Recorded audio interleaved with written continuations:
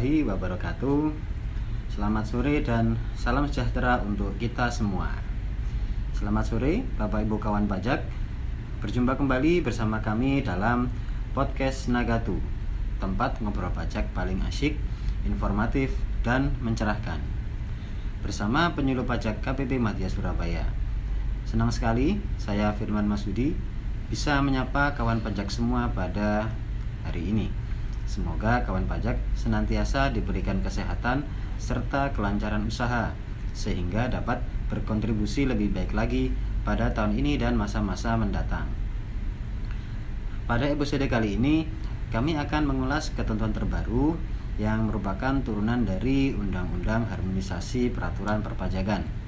Dan tentunya telah hadir narasumber penyuluh pajak KPP Madya Surabaya, yaitu Mas Gudang Borosuminar, yang akan berbagi kepada kawan pajak semua untuk tema hari ini, yaitu Peraturan Menteri Keuangan Nomor 41 Tahun 2023 tentang PPN atas penyerahan agunan yang diambil alih oleh kreditur kepada pembeli agunan.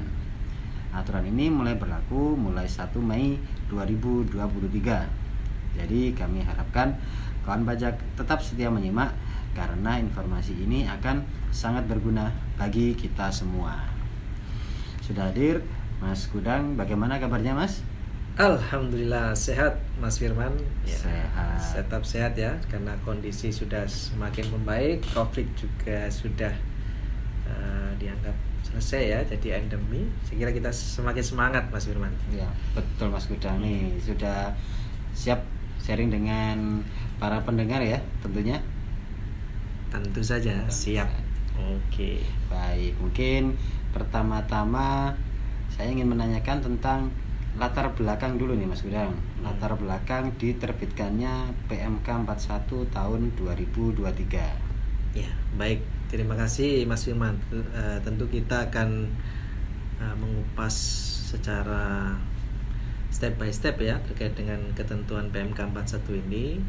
Perlu kawan pajak ketahui terkait dengan PMK 41 ini adalah awal mulanya karena adanya sengketa pengenaan PPN Mas Firman terkait dengan eksekusi agunan oleh bank atau perusahaan pembiayaan ya pada umumnya.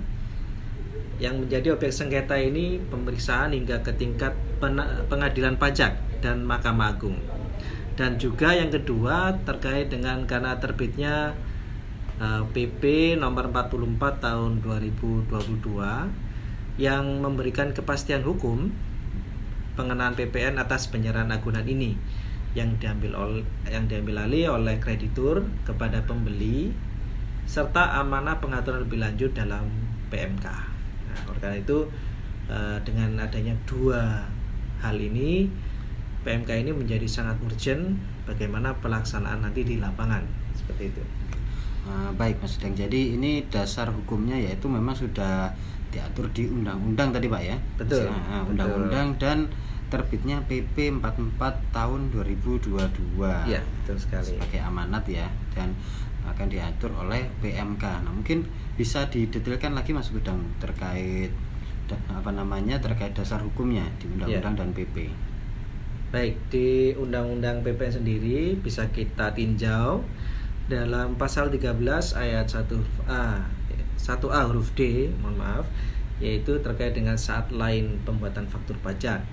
Kemudian di pasal yang lain di pasal 16G huruf I masih di Undang-Undang PPN yang mengatur tentang besaran tertentu atas kegiatan usaha tertentu. Kemudian yang berikutnya adalah di PP 44 tahun 2002 sendiri, yaitu di pasal 10 ayat 4. Di sini regeling pengaturan cara pemungutan PPN atas penyerahan agunan yang diambil alih oleh kreditur dengan PMK. Gitu. Baik, jadi terkait pengaturan lebih lanjutnya tadi ada di pasal-pasal ya Pak ya, Mas. Ya, pasal-pasal Undang-Undang PPN dan pasal-pasal di PP 44. Betul sekali. Mungkin juga untuk dalam kebijakan ini kira-kira penyerahan seperti apa yang mungkin yang diatur dan dikenai PPN-nya, Mas Gudang? Baik. sesuai dengan penjelasan atau keterangan di pasal 2 ayat 1 PMK 41 disebutkan bahwa penyerahan agunan oleh kreditur kepada pembeli agunan, ya saya ulangi, penyerahan agunan oleh kreditur kepada pembeli agunan termasuk dalam pengertian penyerahan hak atas barang kena pajak yang dikenai pajak pertambahan nilai. Jadi di sini penyerahan agunan oleh kreditur kepada pembeli agunan. Jadi bukan kemudian awal ya dari peminjam, itu bukan. Jadi ini terkait dengan apabila terjadi mungkin wan prestasi atau tidak bisa membayar angsuran gitu ya, gagal bayar, yang itu pada akhirnya terjadi proses lelang atau penjualan agunan itu, maka disitulah letak ketentuan pemungutan PPN-nya seperti itu. Oke. Baik, jadi ini sudah masuk ke PMK 41 ya Mas Gudang, yang terkait penyerahan agunan oleh kreditur kepada pembeli agunan. Nah, ini mungkin lebih lanjut terkait penjelasan pengertian tersebut seperti apa Mas Gudang ini? Iya. Nah, seperti yang sudah saya singgung ya tadi sebelumnya, bahwa agunan ini yang diserahkan oleh kreditur kepada pembeli merupakan agunan yang diambil alih oleh kreditur untuk penyelesaian kredit ya. Jadi perlu digarisbawahi dari sini berarti kreditnya bermasalah ini ya. Oke. Ada kredit macet lah, seperti itu kurang lebih ya. Jadi yang diambil alih tersebut kemudian untuk melunasi kredit macet tersebut maka dijual atau dilelang agunan tersebut. Baik. Nah, kemudian yang berikutnya adalah juga pembiayaan berdasarkan prinsip syariah juga tidak luput dari ketentuan ini, jadi juga diatur juga gitu. Atau pinjaman atas dasar hukum gadai ya, dengan pengambil alihan sesuai dengan ketentuan peraturan perundang-undangan di sektor keuangan. Nah, di sini perlu juga kami rinci juga bahwa pengambil alihan agunan ini berdasarkan perjanjian jaminan kebendaan meliputi hak tanggungan, ya, kemudian hipotek, kemudian ada fidusia, kemudian ada gadai, dan yang terakhir pembebanan sejenis lainnya, seperti itu. Baik, jadi ini intinya adalah kepada mungkin kredit yang tidak wan prestasi tadi Mas ya. Oke, berarti yang bermasalah gitu. Jadi untuk iya, hal-hal tertentu terkait kredit bermasalah dan tidak ada kaitannya dengan penyerahan awal ya, seperti itu ya, mungkin perjanjian akad awal. Oke, betul. Baik. Berarti ini ya bisa diperhatikan ya kawan pajak sekalian, ini ruang lingkupnya atas mungkin tadi kredit yang bermasalah. Nah, seperti itu. Iya.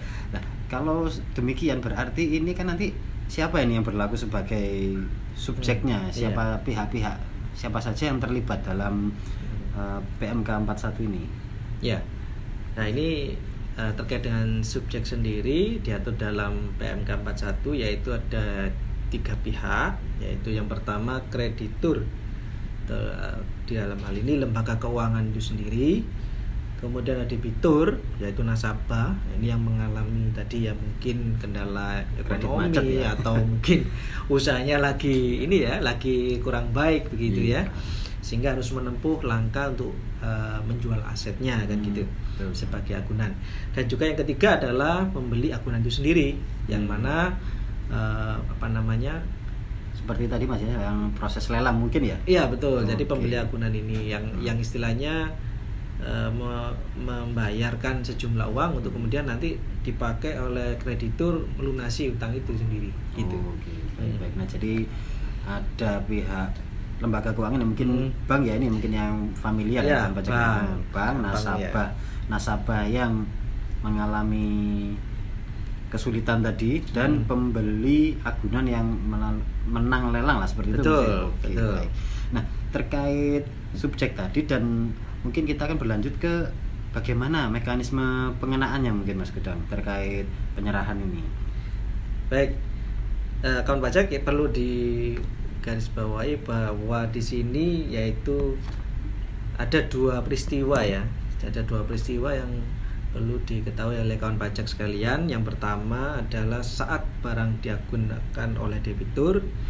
Yang kedua adalah saat nasabah mengalami gagal bayar ya. Jadi 2 peristiwa. peristiwa yang pertama yaitu saat diagunkan, maka di sini sesuai dengan pasal 1A ayat 2 Undang-Undang PPN bukan penyerahan BKP. Ya, sekali lagi apabila itu saat barang diagunkan adalah bukan penyerahan BKP. Namun di peristiwa yang kedua pada saat mengalami gagal bayar, maka pengalihan agunan dari debitur ke kreditur yang PKP ya tidak diterbitkan faktur pajak. Namun saat pengalihan agunan dari kreditur PKP kepada pembeli agunan, nah di sini berlaku ketentuan kreditur memungut, menyetor dan melaporkan PPN terutang. Seperti itu.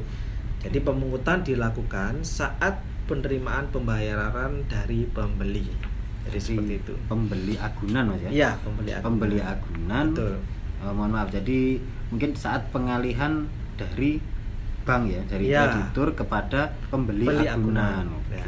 Baik. Jadi itu juga menjadi kewajiban dari kreditur untuk memungut, menyetor dan melaporkan PPN-nya. Betul, betul sekali Mas Firman.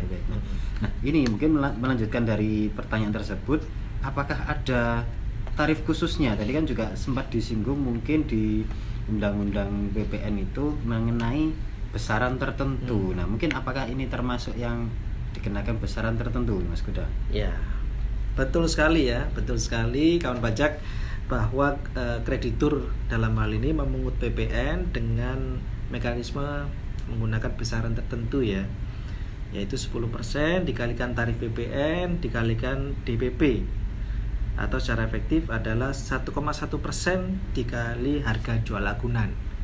Jadi kami ulangi bahwa ini tarifnya adalah 1,1% kali harga jual agunan. Kali harga jual. Iya. Dan mungkin menyambung dari perhitungan PPN, tentunya ada. Nah ini mungkin faktur pajaknya, bagaimana cara membuat faktur pajaknya ini Mas Kuda? Iya. Oke. Jadi benar sekali ya. Seperti yang kita ketahui bahwa mekanisme pemungutan PPN pasti tidak terlepas dari pemungutan faktur ya. Iya, betul. Pemungutan faktur pajak. Jadi kreditur dalam hal ini sebagai PKP wajib ya membuat faktur pajak atas penyerahan agunan kepada pembeli sesuai ketentuan perundang-undangan. Namun demikian, ini kan terkait dengan kemudahan ya, kemudahan kepada wajib pajak. Tagihan atas penjualan agunan atau dokumen lain yang sejenis diperlakukan sebagai dokumen tertentu ya, yang kedudukannya dipersamakan dengan faktur pajak. Jadi seperti itu. Jadi tidak mungkin bagi kreditur dalam hal ini ada kesulitan tertentu untuk membuat faktur pajak, maka tagihan atas penjualan tersebut bisa menjadi dokumen lain ya, yang diperlakukan sebagai faktur dokumen tertentu. Nah ini mungkin terkait dokumen tertentunya kan mungkin banyak, mungkin formatnya tidak sesuai faktur pajak nih ya maksudnya ya. Mungkin ada syarat-syaratnya nih untuk dokumen tersebut bisa kedudukannya itu dipersamakan dengan faktur pajak. Ya, betul sekali ya. Jadi dokumen tertentu juga tidak asal buat ya. Nah, itu ya. Iya, tidak asal buat tentunya ya kawan pajak ya. Ada syarat-syarat khusus, syarat-syarat tertentu yang harus dipenuhi untuk dianggap minimal ya memenuhi syarat sebagai dokumen tertentu. Mungkin bisa saya sebutkan ya, mungkin biar lebih memudahkan kawan pajak sekalian ya. Syarat minimalnya namun. Iya, harus dipenuhi. Oke, jadi yang pertama nomor dan tanggal dokumen itu harus ada. Kemudian nama dan nomor pokok wajib pajak kreditur. Ya, yang kedua. Yang ketiga, nama dan nomor wajib pajak atau nomor induk kependudukan debitur. Ya, yang ketiga. Kemudian yang keempat, nama dan nomor pokok wajib pajak atau nomor induk kependudukan pembeli agunan.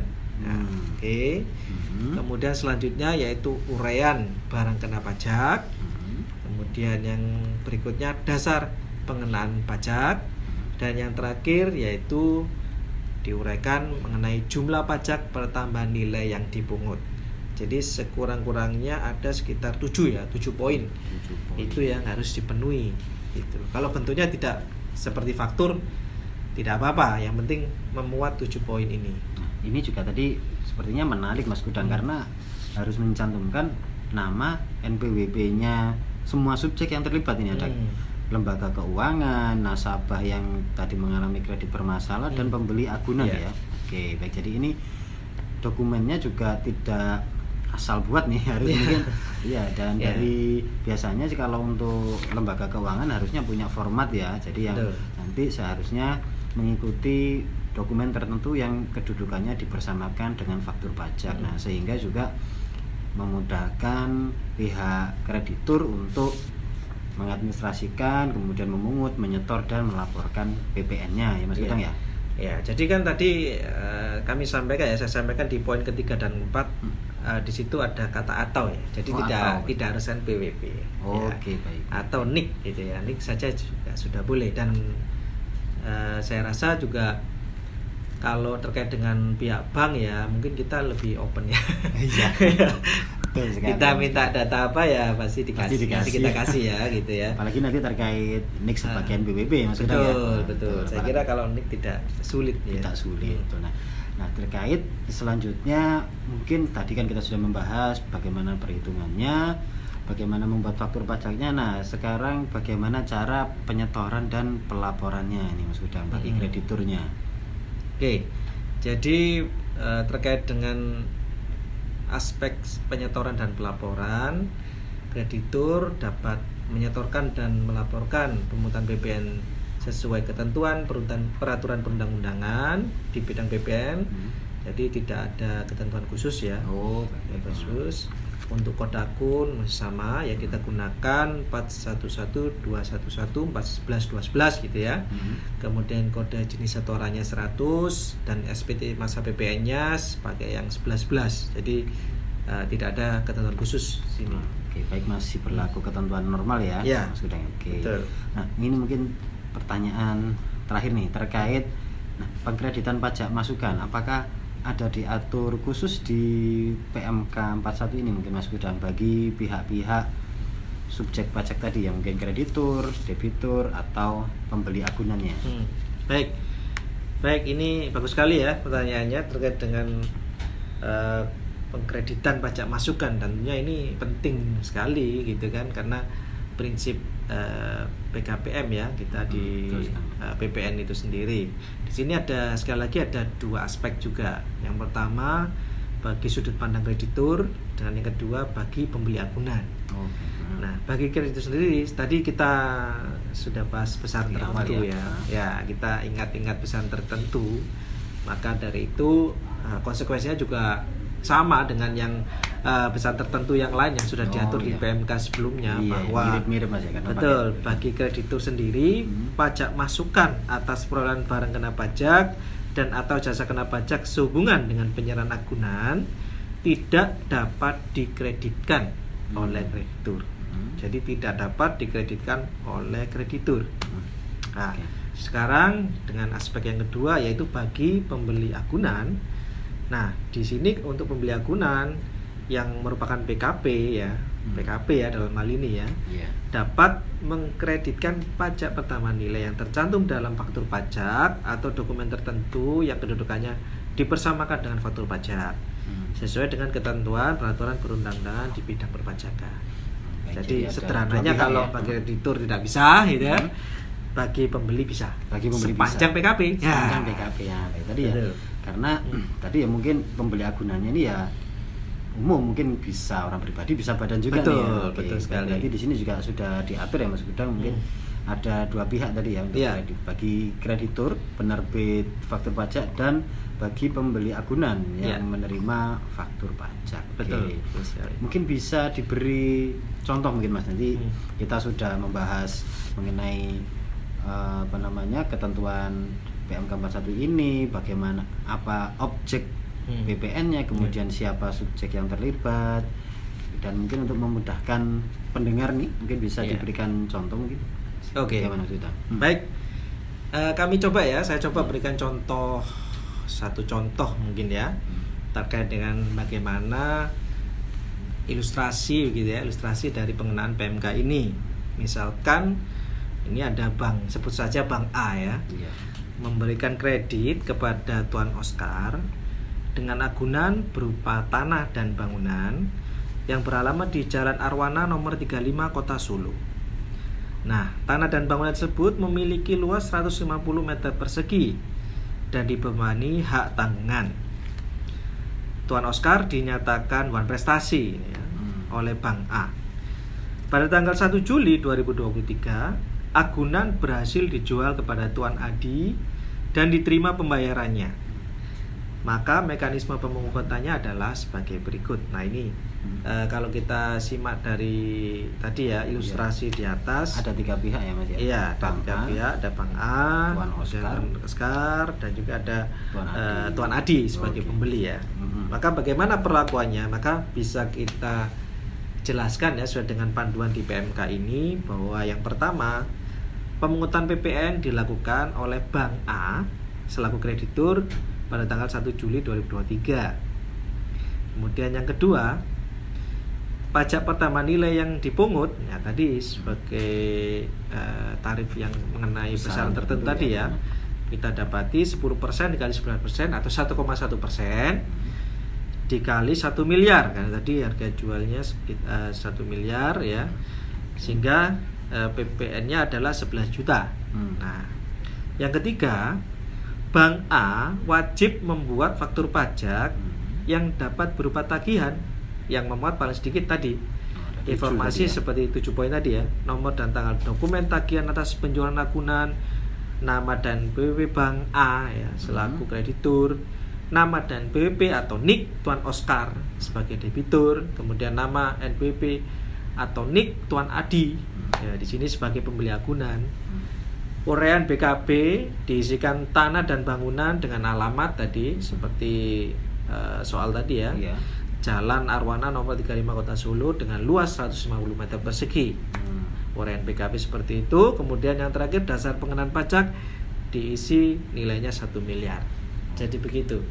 Oke, jadi lumayan membantu nih. Jadi tadi sepertinya contohnya ini lengkap sekali Mas ya. Sangat lengkap karena ini juga memang sering juga mungkin sering terjadi ya di masyarakat ini, bahwa bagi pihak nasabah ini mengalami wan prestasi sehingga aset tersebut mungkin akhirnya dijual ke pihak lain. Jadi ini mungkin hal baru sepertinya Mas Kuda. Mungkin kalau di masyarakat tentunya bukan hal baru, tapi ini mungkin hal baru yang diatur sesuai turunan dari Undang-Undang HPP ya. Betul Jadi sekali. ini merupakan objek ya atas penyerahan agunan ya. Betul.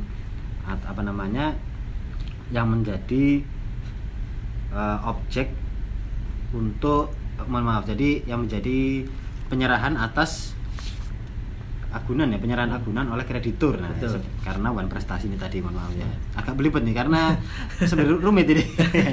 Tapi tidak masalah karena nanti kami harapkan kawan pajak semuanya ini ya mendapatkan insight tertentu. Tapi untuk lebih jelasnya kawan pajak juga bisa menyimak bersama-sama di PMK 41-nya.